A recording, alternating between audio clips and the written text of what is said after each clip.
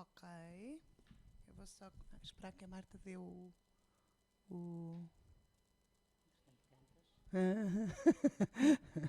Coimbra. Coimbra.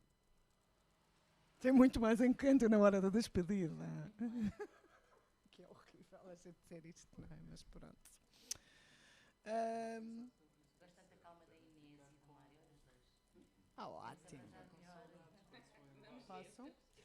Ok, então, bem-vindos às Conversas com a Academia, que acontecem aqui na Rádio Baixa, dentro daquilo que é o nosso programa de residências, que se chama Contra o Tempo. Temos o Mário Afonso, que é o nosso artista residente, e a Inês Amaral, que é a nossa académica residente desta vez, junto com a Tatiana Moura, nossa parceira, dentro daquilo que é as Conversas com a Academia, e vários outros convidados que agora não vou ou pessoas participantes.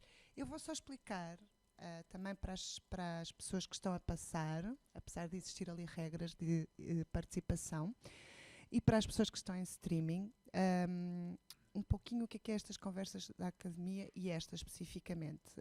As conversas com a Academia é uma parceria que fazemos com o Observatório Masculinidades.pt, do SES, e que começámos dentro das residências Contra o Tempo com uma intenção de confrontar as investigações artísticas com as investigações académicas que se centram sobre o mesmo foco de trabalho. Por isso estão vocês aqui os dois hoje. Este sistema, este dispositivo que nós montamos aqui na Rádio Baixa é um dispositivo de participação em que qualquer pessoa que quiser pode participar ao microfone. É um exercício de escuta em que quem tem o microfone tem o poder de conversar e, portanto, também tem que ter consciência de que não pode ficar com o microfone constantemente.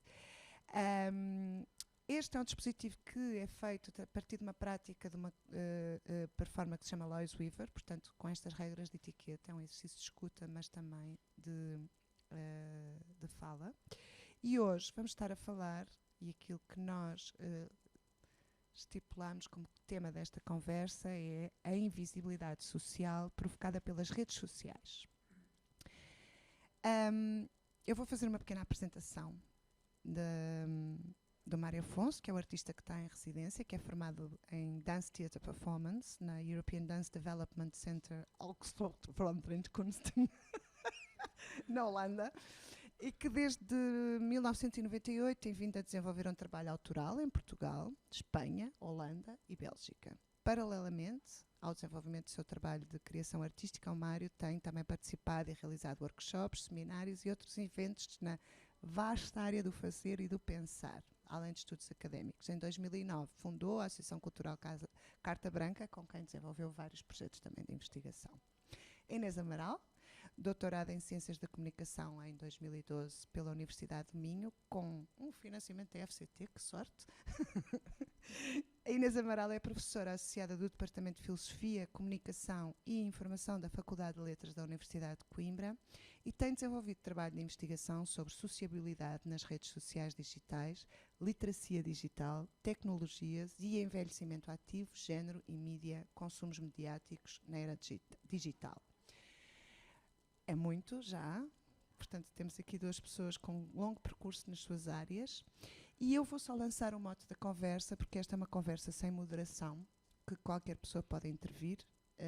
Os marcadores estão aqui para que nós, se quisermos lembrar-nos de alguma coisa, podemos falar. E o mote desta conversa parte precisamente de um texto do projeto Vazio Pleno do Mário Afonso, que é o projeto que tem em residência, e que diz assim: numa época em que todas as áreas da atividade humana estão fortemente dependentes da computação, da inteligência artificial e tudo o que o mundo à mão proporcionado pelos smartphones, entre outros, vai permitir a ação humana, chega a um momento em que praticamente deixa de interagir na sociedade e na natureza, como até há relativamente pouco tempo fazia. São cada vez menos as instâncias em que se intervém com a própria mão, enquanto forma primordial de interação com o meio ao redor de si, de intervir com o próprio corpo. O braço e a mão virtualizaram-se. O corpo fechou-se ao exterior e que por vezes revela como uma ameaça pois representa justamente o lugar de cruzamento que aos poucos tem vindo a perder-se e por isso cada vez mais difícil de pôr em relação. Deste modo, o mundo virtualizado ganha o estatuto de forma de vida, uma nova existência que prioriza a realidade filtrada, controlável e das relações à distância. No mundo onde realmente o digital é cada vez mais importante, é quase como outra realidade, o que é que nós podemos dizer e o que é que vocês têm a dizer dentro da vossa investigação artística e académica sobre este tema? Deixo o microfone.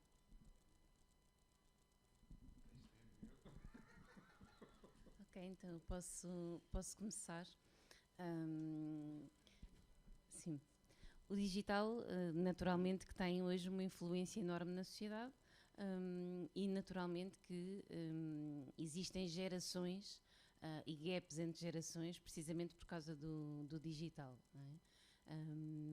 Tem, naturalmente, uma vertente técnica e tecnicista, mas tem mais do que isso. Tem uma vertente social, tem uma vertente cultural que ultrapassa a forma tecnicista que nós há 20 anos, eventualmente, víamos ou perspectivávamos aquilo que poderia ser o digital.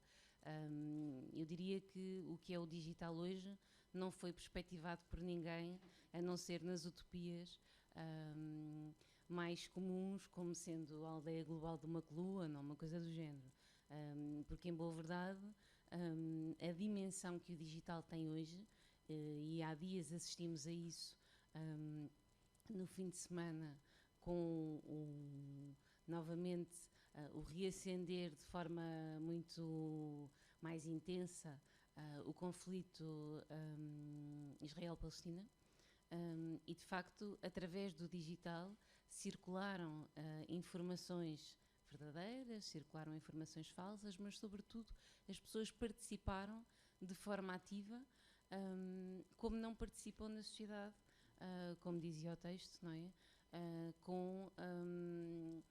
De forma física, consciente, com o seu corpo, não é?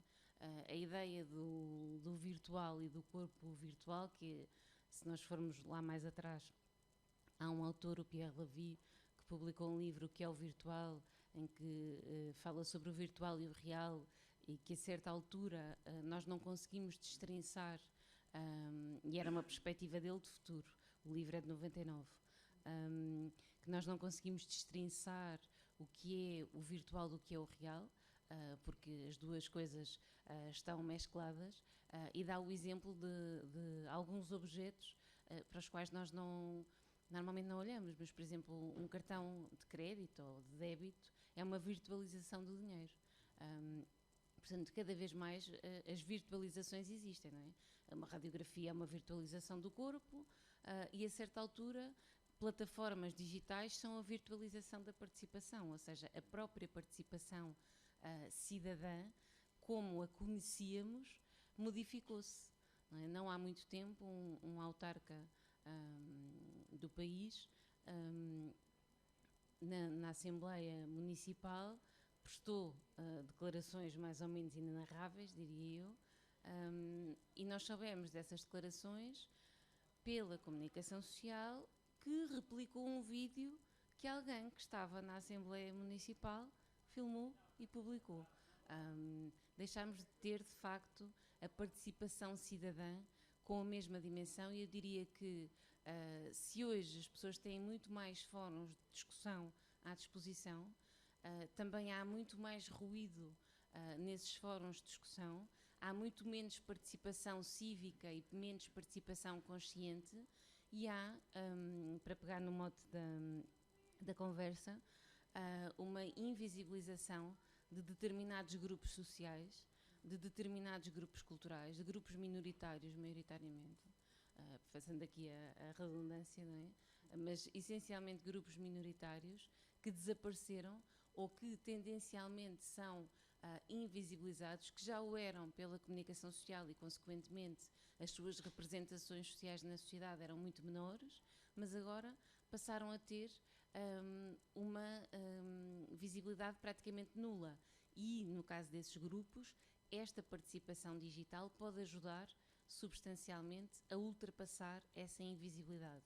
Por outro lado, quando há visibilidade por parte da maioria, essa visibilidade ocorre para ridicularizar, para humilhar, para diminuir esses grupos. Isso também aconteceu há dias com um fenómeno que eu confesso que já não me lembrava que existia, o concurso Miss Portugal, e com o facto de uma mulher transexual ter ganho o concurso, e rapidamente plataformas como o Facebook e o Twitter se encheram de ódio,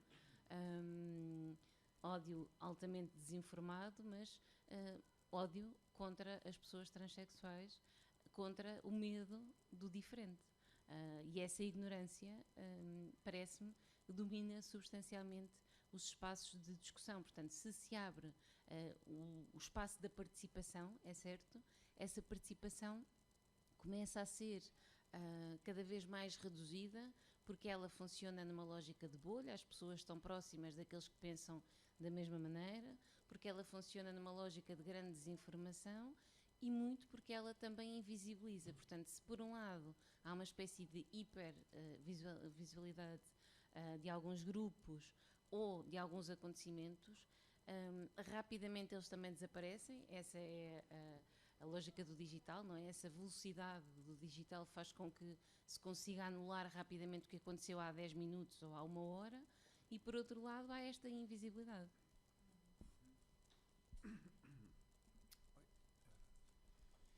Bom, então, o que é que eu tenho para dizer?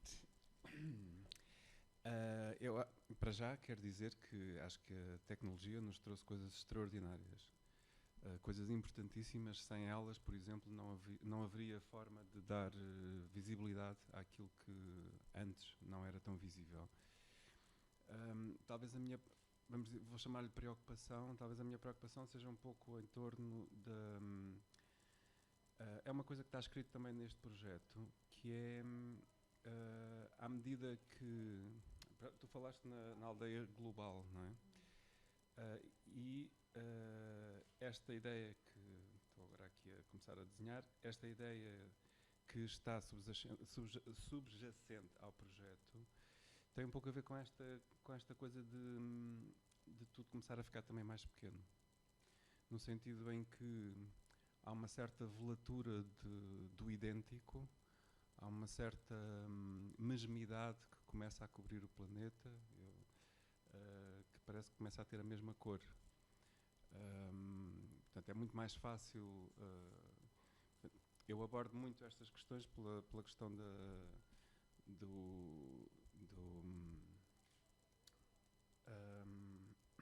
não estou nada habituado a estar nestes sítios.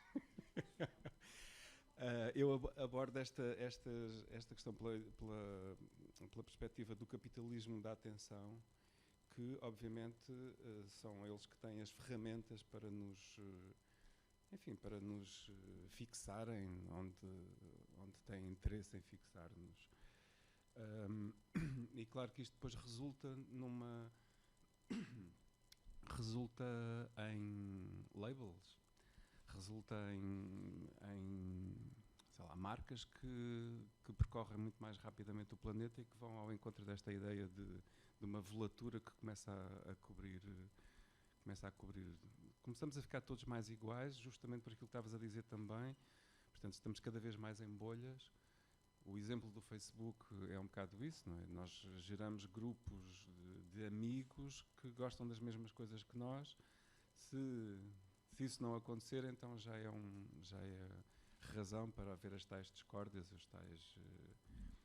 enfim, obviamente que depois com toda a manipulação da informação, tudo isto pode tomar escalas, enfim, que chegam inclusivamente à eleição de presidentes de países e tal.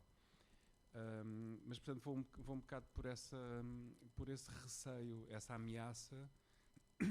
Portanto, já disse que o digital tem coisas extraordinárias, são de facto muito importantes,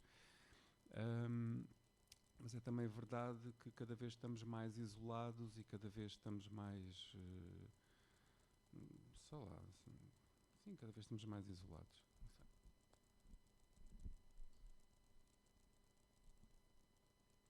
Não sei. Se quiserem, eu te peço desculpa, eu estou aqui a acompanhar também o streaming, caso alguém queira colocar alguma questão. Eu achei aquilo que estavas a falar, Inês, que é tão. Acho que as redes digitais e aquilo que é hoje a individualidade, a parte social, não é? Que também é muito aquilo que tu estás a trabalhar, nos transpuseram para um mundo que é um mundo que há 10 anos atrás para nós era aquilo que tu disseste, totalmente ficção científica, não é? Ficção científica no sentido em que não era possível tudo aquilo que são as ferramentas que existem hoje, e ficção científica por também as relações sociais tal como são vistas hoje, através das novas plataformas digitais, era inconcebível, não é?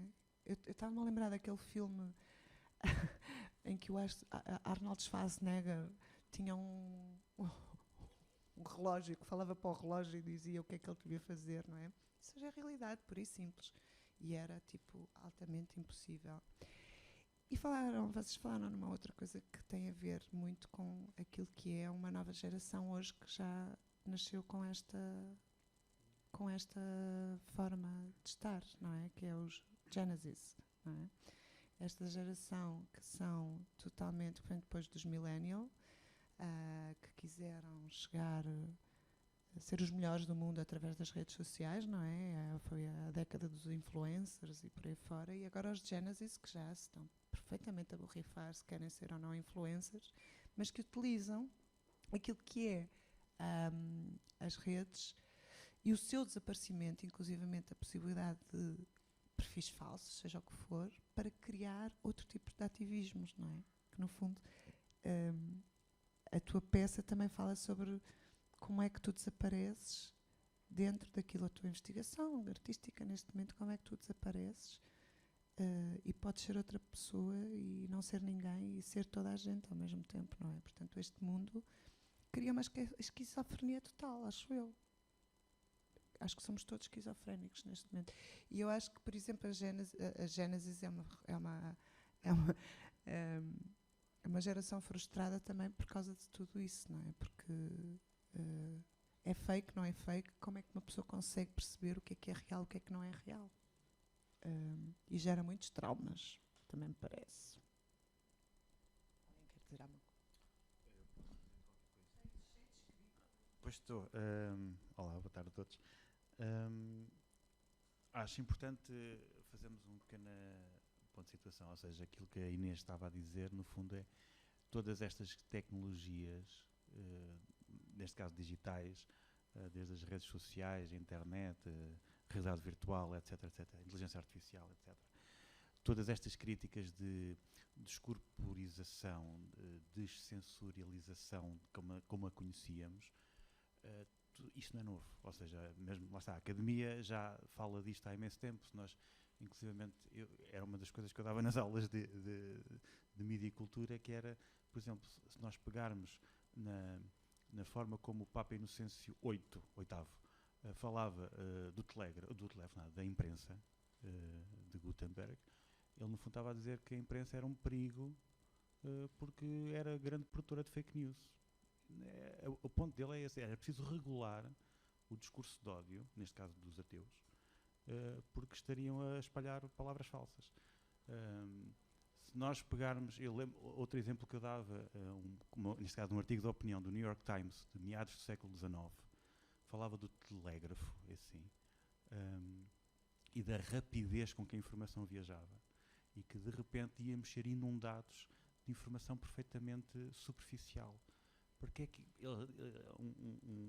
esse artigo que eu usava dizia: porque é que nós temos que saber, passado 10 minutos, que do outro lado do continente ou do outro lado do oceano choveu ou trovejou, ou o que foi? Isso não interessa para nada. A tecnologia, por ser tão rápida, vai nos obrigar a focar naquilo que é mais superficial. E vamos ser... Ou seja, isto é uma crítica do meados do século XIX. Pronto.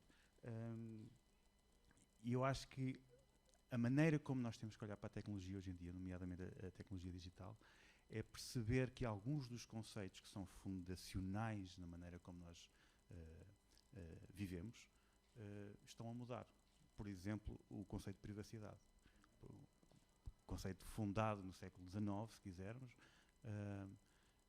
que hoje em dia não parece sobreviver à torrente da internet e das redes sociais. E outra coisa que aqui se falou agora na tua parte, na parte final da tua intervenção, que é a questão de estarmos sozinhos. E por isso é que eu tinha aqui muita coisa escrita, porque saiu um estudo recentemente sobre o estado da paternidade e da masculinidade no mundo, em que fala precisamente dessa questão da solidão. E então tenho aqui alguns dados, se vocês quiserem pegarem neles, força. Portanto, os homens mais jovens, dos 18 aos 23 anos, têm mais probabilidade de estarem sozinhos, têm mais probabilidade de sentirem que ninguém os conhece, têm mais probabilidade de pensarem em suicídio e os têm menos probabilidade de procurarem ajuda quando precisam. Têm mais probabilidade de acreditarem que os avanços dos direitos das mulheres são feitos à sua custa. São mais facilmente arrastados para conversas de restabelecimento do patriarcado. 48% dos jovens de 18 a 23 anos acham que a sua vida online é mais interessante que a vida offline. Mas também é a geração que tem níveis mais baixos de otimismo em relação ao futuro. E depois, apenas 22% dos homens, 18 até aos 60 e tal anos, têm 3 ou mais pessoas na sua área local com quem se sentem mais próximas. 30% dos homens mais jovens não passou tempo com ninguém fora do seu agregado familiar na semana anterior. E mais de 20% dos homens, também geral, não está à procura de parceiros, não os consegue encontrar ou desistiu de procurar. Pronto, isto era, no fundo, lanço-vos aqui o desafio, se quiserem comentem alguma destas coisas que tenham achado mais interessante.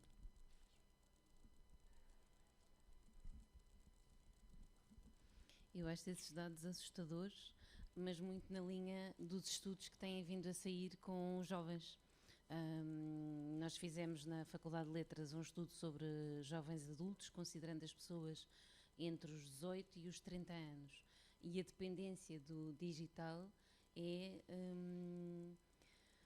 não vou dizer inacreditável, porque era mais ou menos expectável, mas ultrapassou em muito a expectativa que tínhamos. A maior parte das pessoas passa mais do que 8 horas online. 8 horas, quer dizer, é um terço do dia, não é? Claro que nós temos muitas pessoas que trabalham online, que estudam, etc. Mas há esta dimensão que tu estavas a dizer, de alteração substancial da forma como vivemos, não é? Nós não vamos voltar lá atrás, essa parte nós não vamos voltar. Eu diria que, e pegando também no que a Catarina estava a dizer, esta questão das novas gerações, é difícil falar dos rótulos, eu diria, das gerações, porque às vezes eles se mesclam, não é? E às vezes as gerações mesclam-se entre si, e a intergeracionalidade está muito mais presente e é muito mais subjacente do que de uma forma geral nós pensamos. Por exemplo, desse estudo que eu estava a falar, nós inquirimos uma amostra representativa dos jovens adultos em Portugal, e portanto eram 1.500 pessoas, e dessas 1.500, cerca de 1.233, acho que foi 33, portanto 1.230, todas as semanas acompanha alguém com mais de 65 anos a fazer atividades no digital, a aceder ao banco online, a aceder às finanças, a marcar consultas no SMS, na aplicação, uma série de coisas.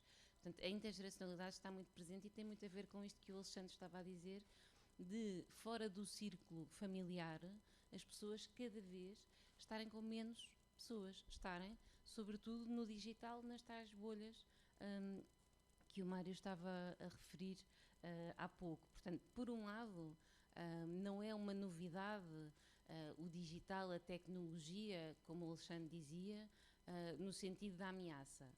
Aliás, os meios de comunicação, a evolução dos meios de comunicação foi sempre recebida como algo com que era preciso ter cuidado, porque era uma ameaça. Agora, a grande mudança no caso do digital, se olharmos para há 20 anos atrás, Ou até se olharmos para o princípio do Facebook, não temos que ir há 20 anos atrás. Se olharmos para o princípio do Facebook, a grande diferença é a massificação. A massificação destas plataformas, que são muito fáceis de serem utilizadas, portanto não requerem níveis de literacia digital avançados, ou seja, são absolutamente básicas, qualquer pessoa consegue utilizar. Evidentemente que há a questão da criação dos perfis falsos, há a criação de outras personas, a individualidade muitas das vezes perde-se, porque de facto as pessoas acabam por ter uma multiplicidade de personalidades e elas não são elas próprias naqueles espaços, são quem elas gostariam de ser, mas eu diria que em última instância, e os meus estudos apontam muito para isso, tendencialmente as pessoas deixam de construir essa persona, porque elas acabam por residir ali, elas habitam aqueles espaços. Eu em 2008 escrevi um texto e apresentei uma comunicação num congresso sobre o universo, que também pode ser uma plataforma de jogo, mas é um universo virtual, que agora não tem significado nenhum, mas que na altura era uma coisa emergente e que tinha uma moeda própria.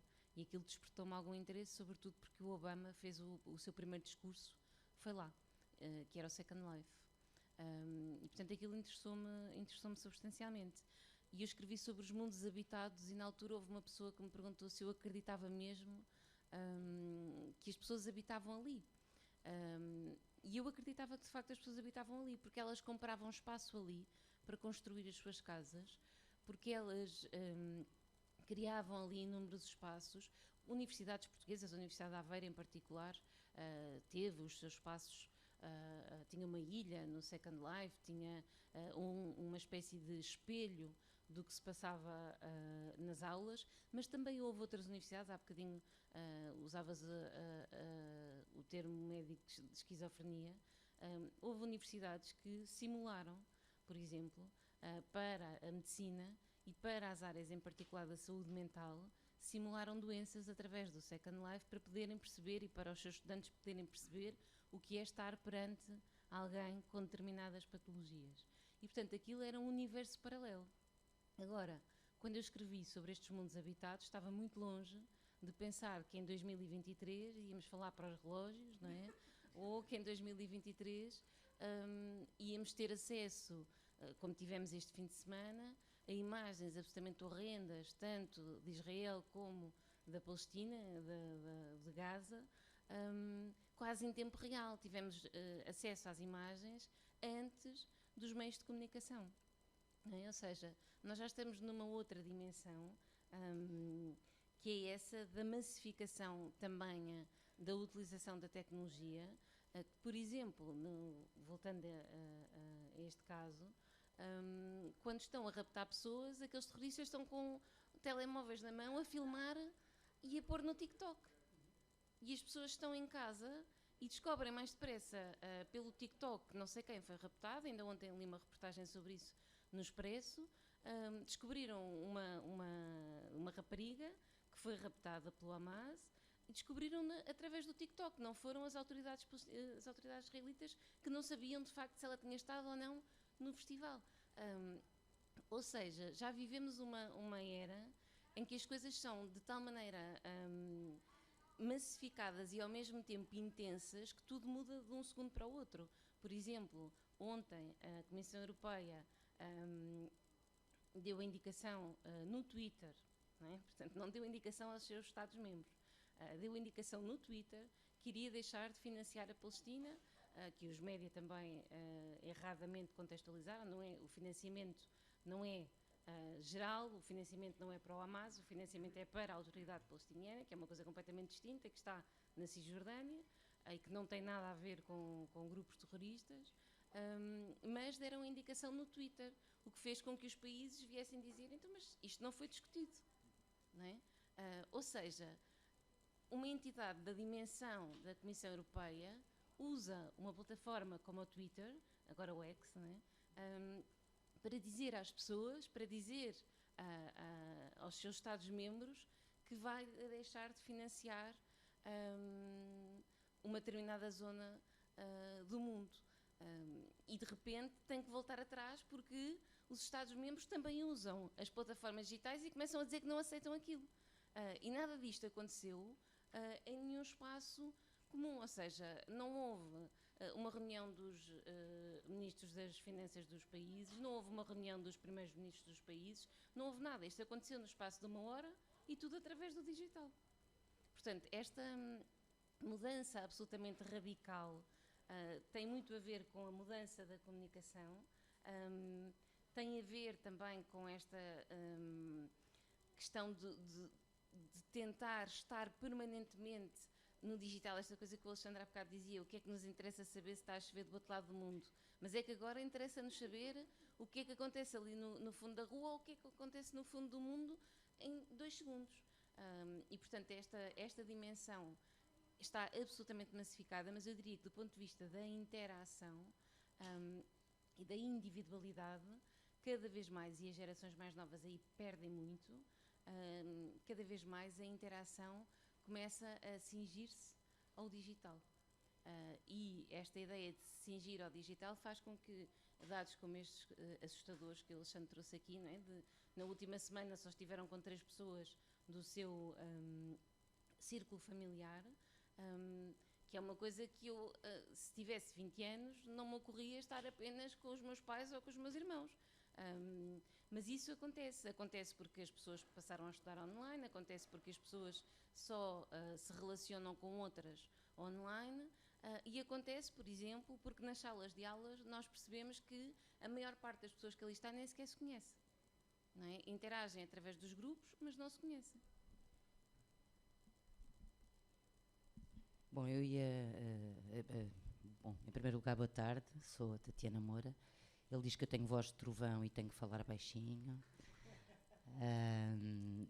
Eu ia começar ou seja, eu entrei para fazer um comentário na linha do que vocês estavam a dizer, mas lembrei-me de outra coisa, e eu falo sempre da minha filha, a Catarina sabe, e a minha filha às vezes até a presença assídua aqui nos nossos programas anuais.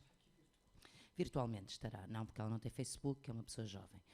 A minha filha esteve numa escola com 14 alunos numa turma até ao 9º ano. E eu percebi a infelicidade dela, porque conhecia pessoas online que não conhecia pessoalmente.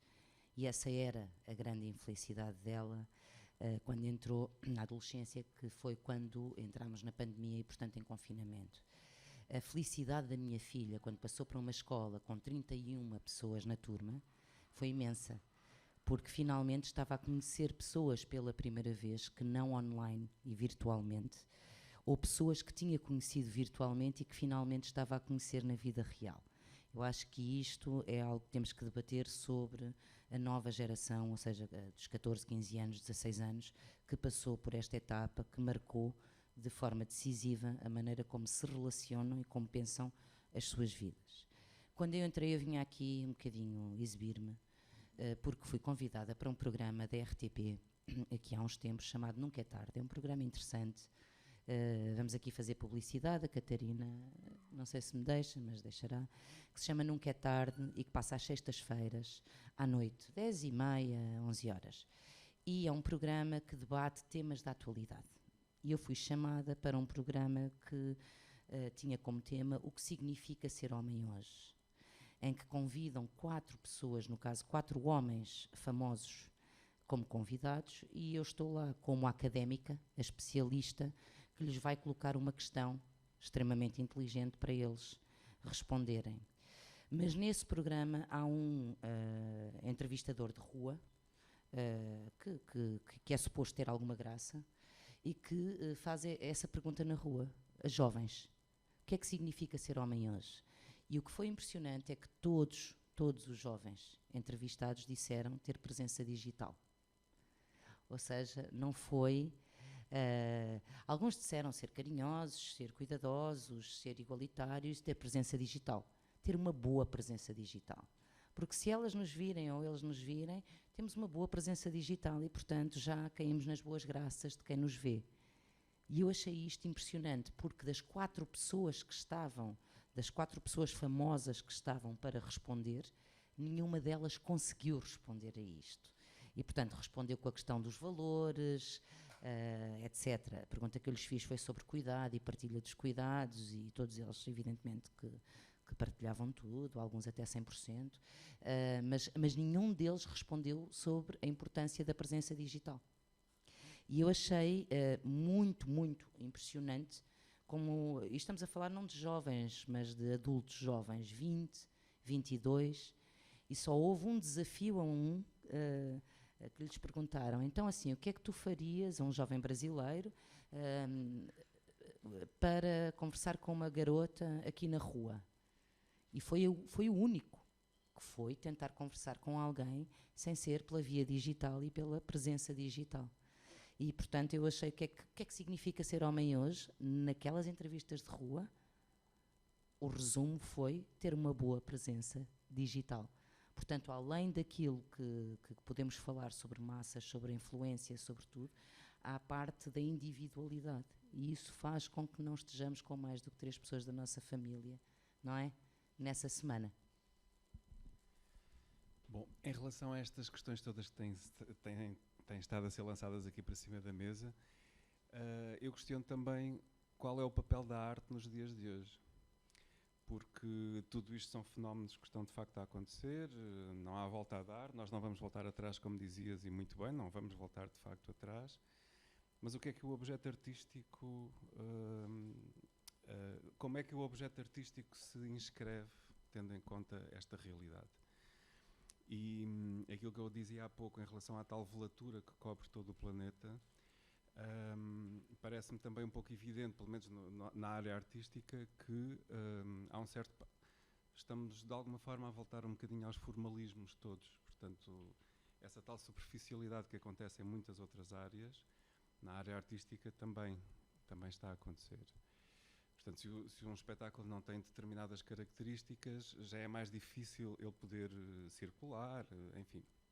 Ou seja, se for algo que se insere no campo dos objetos experimentais, portanto, é mais difícil, porque há uma linguagem que, enfim, exige um pouco mais de acompanhamento enfim, a capacidade para descodificar, vá lá, aquilo que possa estar a ser apresentado. Pronto, o Vazio Pleno é este espetáculo que eu estou a desenvolver, que vou apresentar agora dia 21 no Festival Tandimage. É vazio pleno, as duas palavras juntas, justamente como forma de só no título referir já um pouco esta loucura que tão depressa nos sentimos plenos com aquilo que a tecnologia nos oferece, como no momento seguinte já estamos completamente vazios e já estamos à procura de mais. E justamente porque o virtual nos permite isso. No momento seguinte já nos está a oferecer mais qualquer coisa, porque é justamente a cenourinha que está lá pendurada. Portanto, estamos sempre atrás dessa renovação, dessa... pronto, acho que foste tu que referiste, o tempo era demasiado curto entre acontecimentos, portanto... sim, acho que para já. Porque, inclusivamente, as artes performativas, não é? É esse lugar de encontro, não é? E, portanto, o lugar de encontro, neste momento, passou a ser muito mais vasto ou, ao contrário, muito mais limitado, não é? Porque onde é que nos encontramos? No digital ou, na realidade, esta questão física é importante? O encontro deixou de existir como tal, passou a ser outro tipo de encontro, não é? Uma das coisas que, por exemplo, cada vez se vê mais é que os teatros deixaram de ser esse espaço onde as pessoas conviviam, onde as pessoas iam ver uma peça e discutiam, não é? Hoje em dia já é aqueles locais, vais ver uma peça e vai-te embora, não é? E depois queres discutir, discutes no digital, não é? Ou outra coisa ainda pior, que é, se tu não existes no digital, não existes.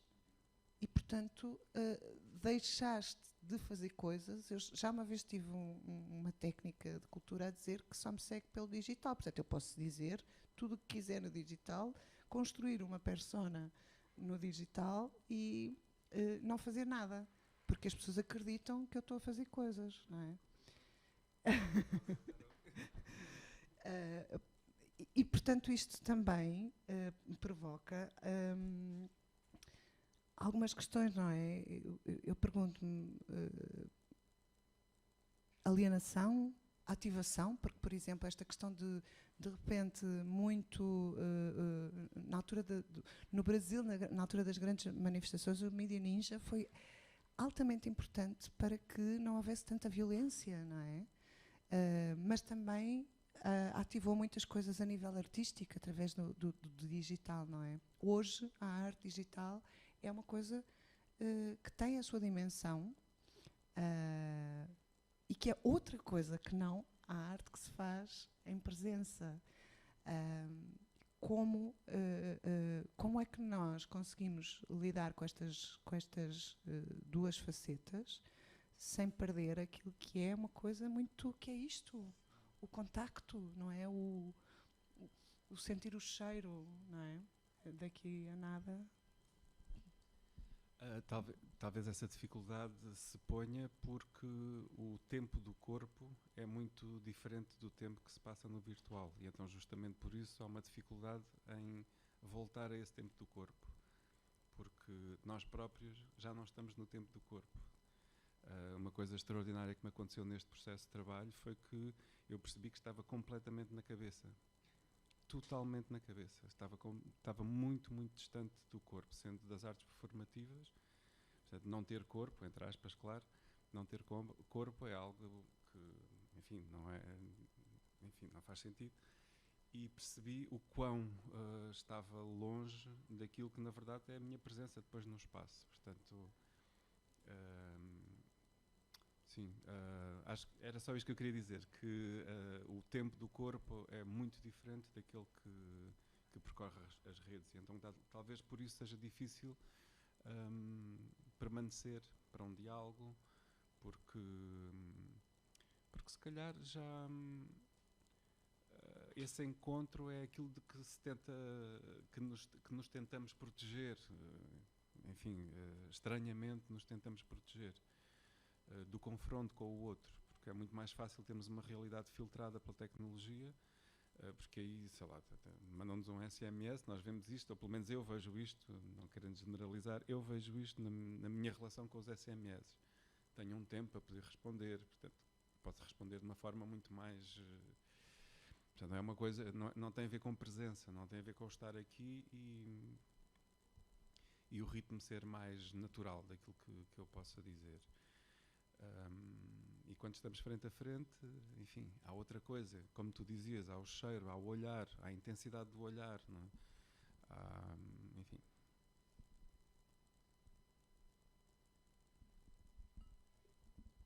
Essa questão do encontro, eu acho que também tem a ver com o que o Mário estava agora a dizer, de evitar o confronto. E a mediação tecnológica permite isso, não é?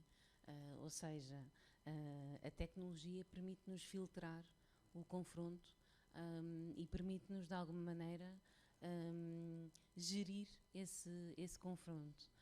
Por outro lado, permite-nos, atrás de qualquer ecrã, seja o tamanho que for, permite-nos ter, ou permite à esmagadora maioria das pessoas, sentir-se mais confortável, mais confiante, numa interação que, na sua perspectiva, não é exatamente eficaz.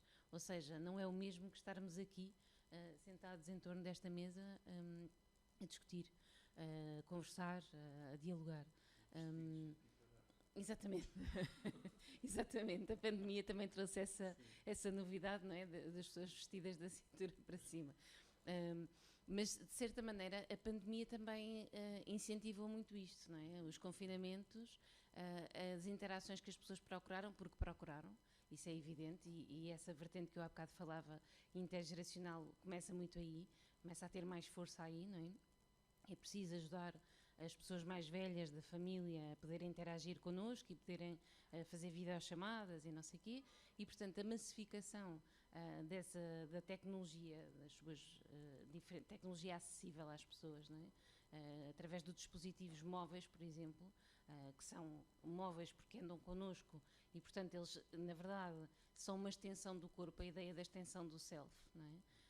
E para as gerações mais novas, isto acontece muito, as tecnologias, os dispositivos, são a extensão do self, e essa extensão do self também faz com que, por um lado, se evite o tal confronto e, por outro, também esta ideia que o Mário transmitia há pouco de se procurar constante renovação e, sobretudo, estar sempre à procura de mais, não é? Ou seja, o que acontece agora finda muito depressa e, portanto, interessa acompanhar 8 horas, se for preciso, por dia, ou o tempo disponível por dia, digitalmente.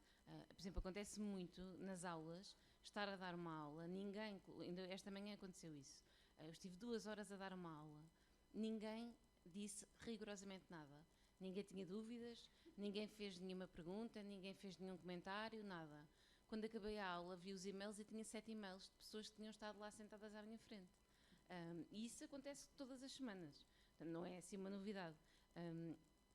A novidade é que eu pergunto sempre se há perguntas, se alguém quer acrescentar alguma coisa.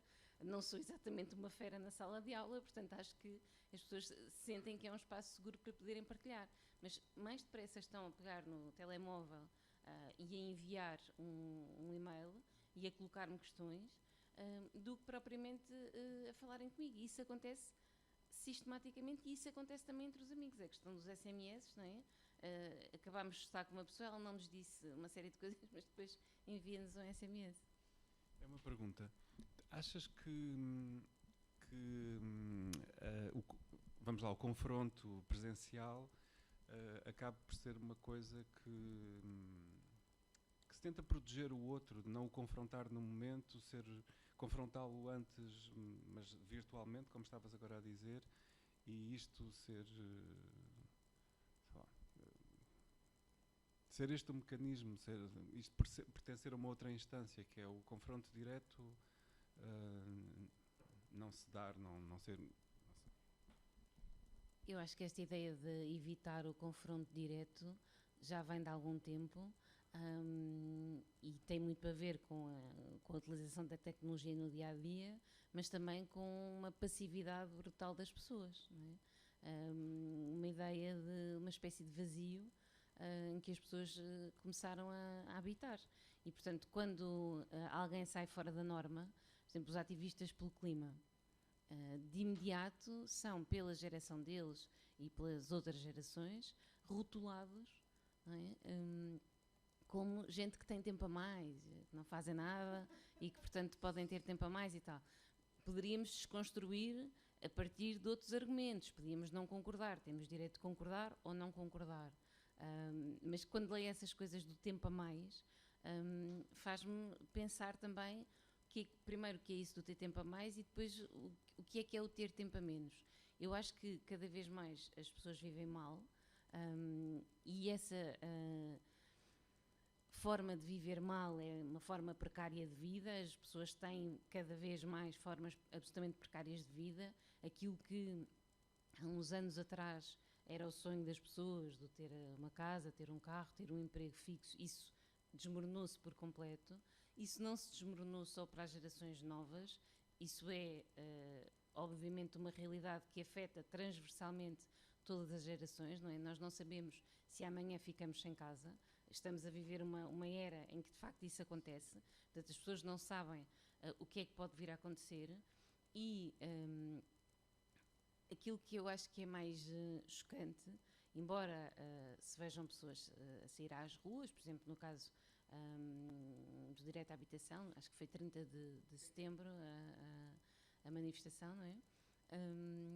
E, portanto, havia pessoas em todas as cidades, mas a verdade é que nós estamos a viver mal já há bastante tempo e, salvo exceções muito específicas, em que de facto vão ao bolso literalmente das pessoas e que elas saem, elas preferem ficar nessa bolha do digital, porque essa bolha do digital é muito mais confortável, essa bolha do digital evita o confronto, essa bolha do digital também é confortável porque, infelizmente, a ideia de que as pessoas vivem em mundos de desinformação é verdade, e também a ideia de que as pessoas passaram a ter aquilo que na academia se convencionou chamar os news avoiders, não é? As pessoas que evitam as notícias. Há cada vez mais pessoas que evitam as notícias. E essas pessoas que evitam as notícias não fazem a mais pequena ideia realmente do que se passa no país, do que se passa no mundo. Ou escolhem especificamente o que é que querem ver. E, portanto, estão muito mais aliadas da realidade. E eu acho que esse alinhamento da realidade tem sido progressivo com a massificação da tecnologia. Portanto, as pessoas preferem 1000 vezes ter uma persona digital, ter, como dizia há bocado a Tatiana, ter presença digital, construir uma imagem de si própria, que pode não corresponder inteiramente à verdade, mas que é uma imagem que se projeta para o exterior e que, ao mesmo tempo, é uma imagem que pode reunir atributos que as pessoas podem não ter, mas, sobretudo, pode retirar aquilo que as pessoas podem considerar um defeito e, portanto, ter maior dificuldade em dialogar, em argumentar, não é? Quando nós vemos, não sei se isso vos acontece, mas eu admito que vejo pouca televisão para o que devia ver, sendo professora de comunicação. Vejo, de facto, muito menos televisão do que devia ver. Mas quando vejo alguns vox pop, fico absolutamente petrificada, porque as pessoas realmente estão muito, muito, muito aliadas da realidade. E só em casos muito extremos é que há essa participação mais massiva. Depois, por outro lado, as redes também trazem a outra vertente, e que eu acho que é uma vertente que não é exclusiva das gerações mais novas, embora as gerações mais novas usem de forma muito mais eficaz, diria eu, as tecnologias para isso, que é convocar o ativismo, não é? E procurar criar redes ativistas para se conseguir promover alguma coisa e se conseguir promover a mudança. Lembro-me, por exemplo, do movimento Geração Arrasca, aqui o Alexandre, lembro-me do movimento em Espanha dos Indignados, aqui do que se lixa Troika, do 15, exatamente, mas apesar das grandes diferenças, o que foi muito interessante aí foi a adesão orgânica das pessoas, não é? Ou seja, divulgou-se, começou-se a divulgar em 2011, 2012, 2013, a divulgar manifestações, portanto, no dia X de setembro, lembro-me aqui em Coimbra, o 15 de setembro de 2012, foi uma manifestação absolutamente gigantesca. Penso que não terá havido uma manifestação tão grande em Coimbra. A única que houve com esta dimensão foi, passando a redundância, o 1º de Maio, a seguir ao 25 de Abril. Portanto, não tinha havido nada com essa dimensão. E eu lembro-me de percorrer as ruas e havia pessoas de todas as idades, de todas as ideologias políticas, e, portanto, era uma coisa transversal à sociedade. E a convocatória foi feita através do digital. E aquilo foi rolando. Agora está diferente. Está muito mais segmentado. As pessoas não aderem com a mesma dimensão e fazem uma lógica mais de rótulo e de rótulo ideológico. E eu acho que isso também tem a ver com a polarização da sociedade. Há bocado falaste do Brasil. O exemplo específico do Brasil, no caso das manifestações de junho de 2013, tem tudo a ver com essa polarização que depois continuou, no caso do Brasil, com a eleição de Bolsonaro, não é? Com as últimas eleições absolutamente polarizadas, com um fenómeno que, à partida, eu não esperaria ver, que era o Lula quase a perder para Bolsonaro, uma coisa estranha, com a eleição do Trump, com o Brexit, com tudo isso. A polarização que as redes potenciaram alterou completamente o ativismo de 2011, de 2012, de 2013, que teve uma dimensão, no caso português, mas no caso europeu de forma geral, numa altura em que de facto a austeridade era extrema, teve uma dimensão societal muito mais ampla do que hoje temos. Temos hoje pequenos grupos.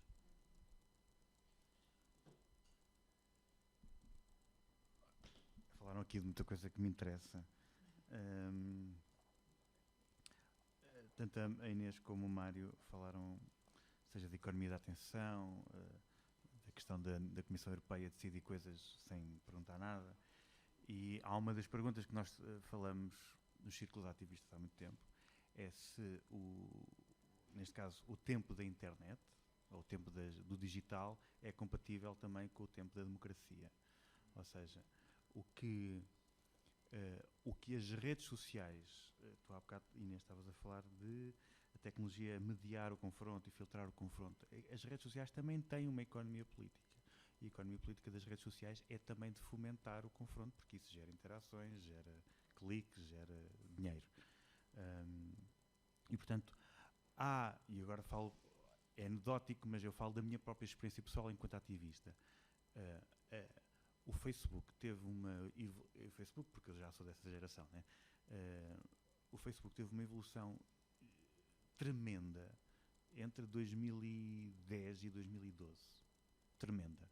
Ou, se quisermos, até 2014, 2015. Porquê? Porque o Facebook começa-se a massificar em 2007. Em 2008, o Obama usa o Facebook e o YouTube para a sua campanha de forma fantástica. Ou seja, muitas das coisas que depois até foi criticado do Trump fazer em 2015 e 2016, dos anúncios localizados, o Obama fazia isso de uma forma mais rudimentar, porque o Facebook não o permitia de outra forma. Mas o que eu vejo, sobretudo, a grande transformação é em 2011. Aí que posso falar, obviamente, da minha perspectiva. Eu vi, no final de 2010, a Primavera Árabe aparecer. Depois eu próprio estive envolvido na geração Arrasca no início de 2011 e depois os coletivos que seguiram a seguir. Em 2011 não só continua a Primavera Árabe, continua a geração Arrasca em Portugal, os Indignados em França e na Bélgica, o Occupy Wall Street nos Estados Unidos, ao ponto que a revista Time elege o manifestante como a pessoa do ano. Acho que foi a primeira vez que a revista Time anunciou uma pessoa coletiva. E imediatamente, já no final de 2011 e no início de 2012, o Facebook começa a funcionar de forma diferente. As páginas que existiam de eventos ou de fóruns públicos e de organizações políticas ou não governamentais passam a ser reduzidas, ou seja, o seu alcance é muito mais reduzido, ao ponto de, não sei se vocês se lembram de usar o Facebook em 2011 ou 2012, todas as organizações, todas as associações que tinham uma página no Facebook tinham que mudar o tipo de perfil que tinham e tinham que pedir às pessoas para, por favor, carreguem no botão para seguir as notificações da nossa página. Uma coisa que hoje em dia o Facebook faz automaticamente, na altura obrigou as várias associações e coletivos e organizações a pedirem às pessoas que, lá está, não tinham ainda essa literacia, era uma coisa nova, e isso o que é que provocou? Que a partir de 2012, a maneira como, por exemplo, o Facebook foi o Facebook e em parte também o Twitter, mas sobretudo o Facebook, a maneira como funcionava obrigou a uma personalização cada vez maior do funcionamento das redes sociais. E, portanto, neste momento a geração Arrasca aconteceu no início de 2011. Se tivesse acontecido em 2013, não teria o mesmo sucesso, mesmo que a austeridade fosse maior. Porque a maneira como o Facebook funcionou e a maneira como nós usámos o Facebook para mobilizar já não era possível. Okay? Pronto. Isso leva-me para uma série de outras coisas. Lá está. Como as redes sociais também têm podem, em parte, mediar o conflito, mas também podem incentivar o conflito. E eu acho que as gerações mais novas, posso estar a ser simplesmente otimista, mas têm a noção, sobretudo agora, dos malefícios que as redes sociais também podem trazer, nomeadamente em termos de saúde mental e em termos de socialização. E também vimos muito facilmente, espero eu, durante a pandemia, como começámos a entrar num registro, lá está, entre o que é possível na democracia numa era digital. Começámos, parece-me, a entrar numa espécie de era de delito de opinião. Ou seja, que de repente as pessoas que, por exemplo, falavam de que quando estava em disputa, quer dizer, ainda está em disputa, mas quando estava em disputa, por exemplo, a origem da pandemia, se tinha vindo de um mercado, se tinha vindo de um laboratório, de repente o que deveria ser uma discussão como esta, que nós estamos a ter aqui, calma, tranquila, de repente passou a ser hostil e que passou a haver punição por ter certas opiniões. Seja porque a pandemia poderia vir de um laboratório, seja porque poderia haver algum ceticismo em relação às vacinas da pandemia, seja porque és bolsonarista ou és trumpista, ou és lulista, ou és o que for, e portanto as redes sociais também, eu acho, espero eu, mais uma vez, que a geração mais nova não só, alguma está certamente a incorporar, e se quisermos corporizar o espetáculo das redes sociais, né, como o Debord falava, e a beber dessa alienação, mas há outra que também eu acho que sente que há ali demasiada desumanidade e demasiada solidão nas redes sociais e, portanto, eu já conheço muitas pessoas mais novas que não usam redes sociais ou só usa para situações porque são obrigados, basicamente. Lá está, porque se não tiverem rede social é quase como se não existisse. Mais ou menos, também estive a dar aulas a alunos de jornalismo e comunicação, portanto, muitos deles diziam-me só uso Twitter e só uso Twitter para saber, basicamente para extrair informação. Não uso para publicar nada. E, portanto, eu quero acreditar que há uma nova geração que, ao contrário da nossa, que viveu essas transformações todas na pele, percebe os malefícios das redes sociais. Lá está, há 100 anos nós também vendíamos cocaína nas farmácias e hoje em dia já sabemos que as redes sociais, às tantas, é melhor limitar um pouco a nossa utilização delas. Mas que não vai haver, ao contrário do que, por exemplo, lá está, há 10 anos, quando há as revelações do Snowden ou do Wikileaks, começa a haver também uma certa pulsão, quase um renascimento das revoltas luditas, vamos destruir a internet, temos que ou sair completamente. Eu acho que esta geração mais nova também tem uma noção de não, o mundo mudou, não vai voltar atrás, não vale a pena destruir a internet, nós temos é que aprender a lidar com isto. Eu acho que é essa. Eu acho que há uma outra questão a colocar com estas gerações mais novas. Não só a geração mais nova, mas as mais novas, não é? É que elas efetivamente usam menos as redes sociais, as plataformas massificadas de redes sociais, mas usam muitíssima tecnologia. E usam outras plataformas que nós não conhecemos, que nós não vemos, plataformas que são mais limitadas, de acesso muito mais limitado, e não tenho a certeza se elas têm consciência do mundo antes da internet. Ou seja, essas pessoas nasceram com o digital, com as tecnologias, portanto não lhes passa pela cabeça não existir um smartphone ou um smartwatch, não é? Ou um laptop. E portanto elas vivem neste contexto digital. Agora, que fogem das redes, isso é verdade. Embora fujam menos de uma em particular, que é o Instagram, porque tem muito especificamente o foco na imagem e permite a construção da tal presença digital que a Tatiana há bocado dizia. Eles estão de facto noutras plataformas, mas não significa que não estejam em plataformas polarizadas e que não estejam em espaços que continuam a ser controlados, porque eles são sempre controlados pelas plataformas. Isto que o Alexandra disse é muito, muito relevante e muito importante quando nós pensamos de facto o que aconteceu há 10 anos e há 12 anos. Por exemplo, o caso da Primavera Árabe, eu tenho algumas reservas. Publiquei até há uns meses um texto sobre isso, no rescaldo. Na verdade, era suposto o texto ter saído já há algum tempo, portanto era o rescaldo dos 10 anos da Primavera Árabe e em particular do caso da Líbia. O caso da Líbia, por exemplo, em que havia a ideia de que a maior parte das pessoas usava as redes sociais, quer dizer, 5% da população tinha acesso à internet. Portanto, não foi uma revolução feita pelas redes sociais, isso é um mito. As revoluções Facebook e revoluções Twitter foram feitas no mundo ocidental. Ou seja, as pessoas que estavam na diáspora, no caso da Líbia, no caso do Egito, no caso da Tunísia, etc., até porque a internet foi bloqueada, apesar da Al Jazeera ter disponibilizado os satélites, etc., a internet foi bloqueada. Portanto, o que aconteceu naqueles países, aconteceu ali, não é? As revoltas foram na rua, o confronto foi nas ruas. Aliás, vimos imagens horríveis de tanques a passar por cima de pessoas no Egito, etc. Mas os meios de comunicação ocidentais e, muito em particular, as pessoas que estavam na diáspora, portanto, as pessoas ou que estavam imigradas ou que estavam com asilo político e que estavam no Ocidente, utilizaram massivamente o Twitter e o Facebook. No caso do Irão, já em 2009, tinham usado também de forma muito massiva o YouTube, para poderem promover a sua causa e conseguir adesão à causa.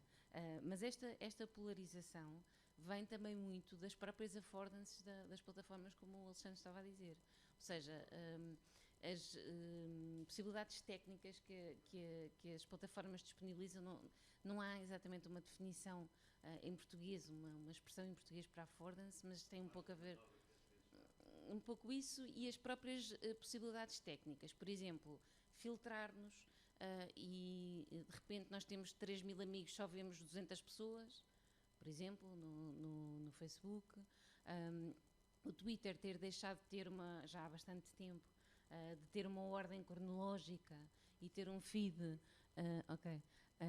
ter um feed que na realidade não é cronológico e, portanto, vai apresentando informação consoante o algoritmo pensa que nós temos interesse, não é? Ou seja, com base nas interações que nós fizemos, com base nas pessoas que nós seguimos, com base nos conteúdos que já nos apareceram e com os quais nós interagimos, porque respondemos, porque fizemos retweet, porque fizemos like, porque enviámos mensagem. E, portanto, este tipo de funcionalidades que as plataformas nos disponibilizam fazem com que os nossos dados sejam datificados, ou seja, os nossos comportamentos são quantificados e as plataformas utilizam os nossos comportamentos para prever o que é que vamos fazer a seguir. Obviamente que isto é feito de forma automatizada e, portanto, sendo feito de forma automatizada, é altamente falível e é regularmente falível. E, portanto, faz com que, eu tinha aqui apontado já para aí há meia hora atrás, depois não falei, faz com que aconteça uma coisa que na sociologia se chama homofilia, que são os parecidos ficam com os parecidos. E, portanto, nós só ficamos, como o Mário dizia há pouco, com as pessoas que são nossas amigas e têm interesses parecidos. Mas o algoritmo também é inteligente e sabe que se fizermos apenas isso, não vai gerar interações, como o Alexandre estava a dizer. E, portanto, apresenta-nos o outro lado. Ou seja, as pessoas que pensam exatamente o contrário de nós e que desafiam todas as nossas crenças e todos os nossos valores para gerar esta polarização. E o que eu acho em relação às gerações mais novas é que, apesar delas fugirem destas plataformas ditas mainstream, não é?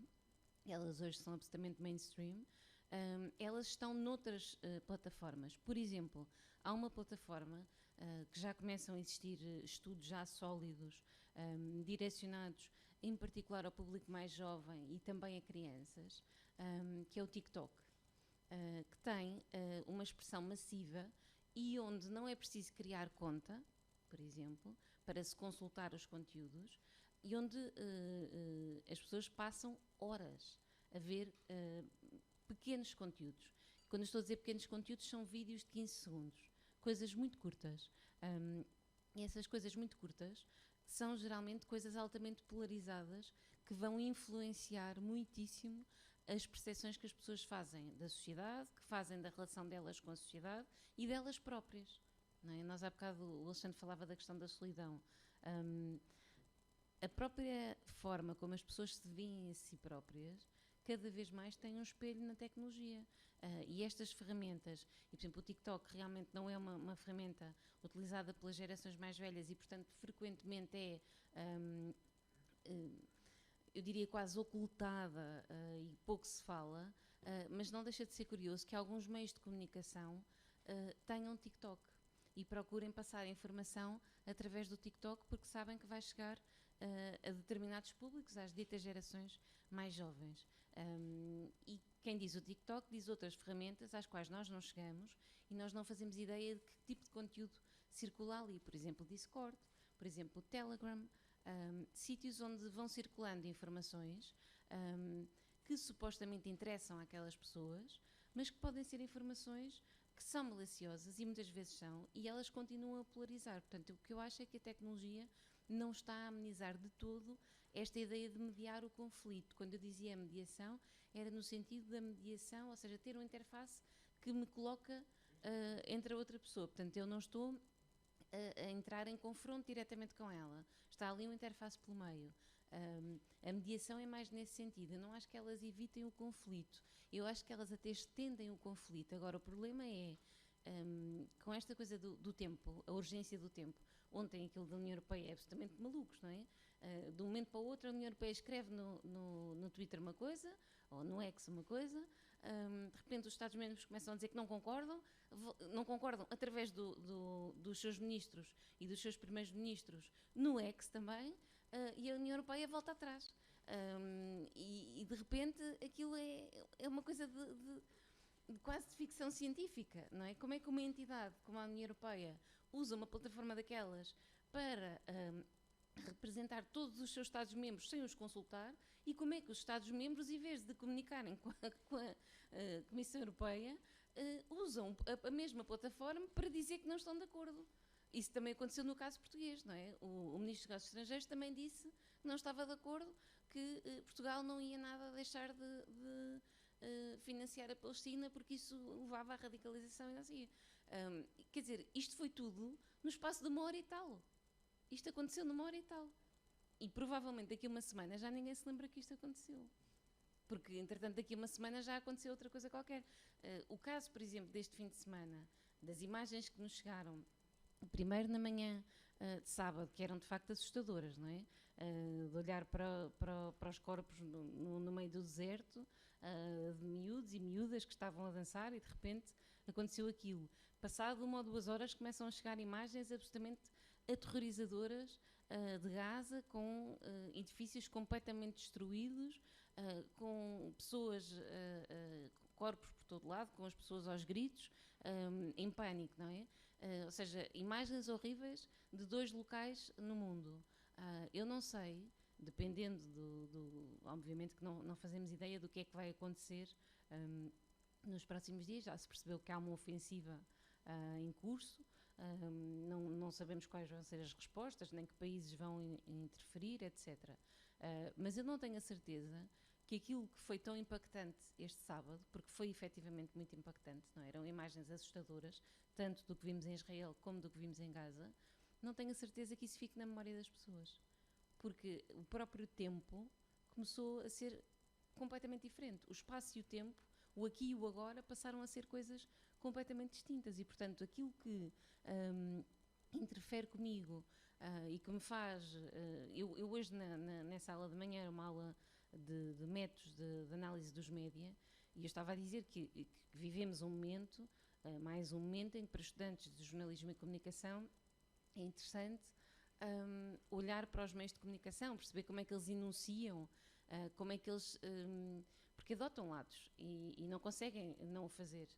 E, portanto, como é que eles o fazem? Como é que... Eu lembro-me quando comecei a trabalhar, o conflito israelo-árabe estava muito... enfim, com muita força, e lembro-me, isto ainda no século passado, e lembro-me, por exemplo, que a France Press usava determinadas terminologias e a Reuters outras. Porquê? Porque para a Reuters, quando morriam pessoas em Israel eram assassinadas e na Palestina elas morriam, e para a France Press as pessoas na Palestina eram assassinadas e em Israel elas morriam. E lembro-me foi uma das coisas que me ficou, e hoje comentei isso na aula, e de repente percebi que algumas pessoas estavam a apanhar do ar, e fez-me alguma confusão, porque não se fala de outra coisa nos últimos dias e não há outra coisa. Então no TikTok está de facto cheio dessas imagens. E depois houve um miúdo que disse: professora, mas isso foi no fim de semana. Hoje é terça. Não é? Ou seja, isto já foi há tempos. Portanto, esta ideia do tempo e das coisas serem muito efêmeras, também acho que o digital acelera demasiado a vida e faz com que haja cada vez menos tempo para ponderar sobre as coisas. O que faz com que quem pondere, por exemplo, os miúdos ativistas e as miúdas ativistas pelo clima, sejam pessoas com muito tempo.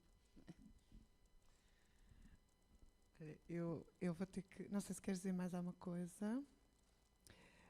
Estamos aqui a conversar até há mais de 1 hora. Portanto, eu vou-vos deixar dar... Eu tinha imensa coisa para dizer, mas não vou dizer. Falamos depois. E vou-vos deixar Escreva um e-mail, exato. E vou-te dar então a tua última frase para terminares. Ficas com a frase para terminar. Mário Afonso, não sei se queres dizer mais alguma coisa. Não? Então vou-te deixar o fecho deste. Ok. Eu só queria dizer mesmo uma frase que eu me tinha esquecido na última intervenção e que a Inês também tocou um pouco nisso. Eu não me lembro quem é que escreveu isto. Eu dei este texto também nas minhas aulas, mas alguém escrevia, um teórico de comunicação, um académico de comunicação, que o tempo antes de 2007 ou antes de 2004 vai parecer para as novas gerações que já nasceram na era digital a Idade Média. Tudo aquilo, porque a partir do momento em que entra a World Wide Web, a Google, as redes sociais, em que tudo está disponível imediatamente, as novas gerações não conseguem conceber a ideia de, por exemplo, não sabermos, irmos procurar e temos que demorar tempo a procurar. Se não está no Google, não existe. Ok? E, portanto, para tudo o que for antes de 2007, se quisermos, antes de 2005, é que eu acho que quando a Google também se massifica mais. Não, desculpa, 2005 é o YouTube que se massifica. Google que é criado em 98, mas lá está, inícios de 2000, que seja. É completamente. É a Idade Média. Nós vivemos nas trevas e estamos agora a ter o nosso iluminismo, se quisermos. Então, eu vou aproveitar para fechar com outra frase mais positiva, que é vamos aproveitar esta conversa e pensar que se calhar nos falta uma coisa, que é o prazer de viver um momento sem a existência destes aparatos que nos estendem. E terminamos a conversa aqui, e que vai ficar depois também, e que podem comentar. Eu agradeço Mário, Inês, ao nosso convidado, Alexandre, e dizer também que o Mário vai continuar aqui até o final desta semana com outras coisas a acontecer e, portanto, que vale a pena seguir linha de fuga. Muito obrigada a todos e a ti também, que não és um todo, és uma toda.